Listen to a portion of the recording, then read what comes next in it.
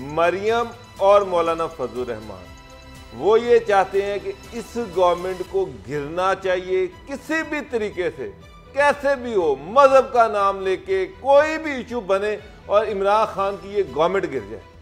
मैंने कल भी ये आपसे कहा था कि ये दो वाहद ऐसे बंदे हैं, मरियम और फजलुर रहमान, जो पार्लियामेंट से बाहर हैं, बाकी पार्लियामेंट का हिस्सा है। जो पार्लियामेंट के अंदर बैठे हैं वो पार्लियामेंट को बचाना चाहते हैं, जो पार्लियामेंट से बाहर बैठे हैं वो एक एक दिन गुजार रहे हैं और वो ये चाहते हैं कि कल नहीं, ये आज ही पार्लियामेंट गिर जाए, चाहे लॉकडाउन के जरिए गिरे, चाहे ये मजहबी इशू पे गिरे।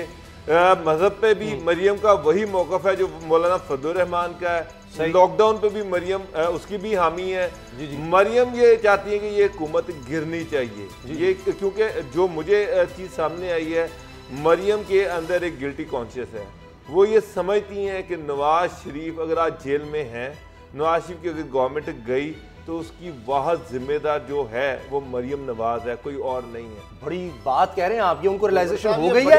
ये तो बड़ी स्ट्रॉन्ग रियलाइजेशन है। ये तो सब कहते थे, उनके भाई कहते जो भी भुगत रहे हैं वो मरियम नवाज की वजह से भुगत रहे हैं। ये तो खुद खुशाइंद बात है कि वो कहते हैं ना, सुबह अगर भूला, अगर शाम को वापस आ जाए तो उसको भूला नहीं कहना चाहिए। बात बहुत जबरदस्त जो रियलाइज उनको हो गया है, जो हम तो कहते थे, सारे लोग भी कहते हैं कि नहीं, उनके चचा शहबाज शरीफ साहब क्या कहते रहे हैं परवेज रशीद को, फिर उन्होंने क्यों साथ में चौधरी निसार अली खान साहब यही कह रहे हैं। चौधरी निसार अली खान साहब ने यही कहा था कि नवाज शरीफ साहब जो उनकी जो मोहतरमा है, जो उनकी साहबजादियां जो उनके बयानिए पे चल रहे हैं, वो रास्ता जो है वो तसादम का रास्ता है, उसके अंदर नुकसान होगा।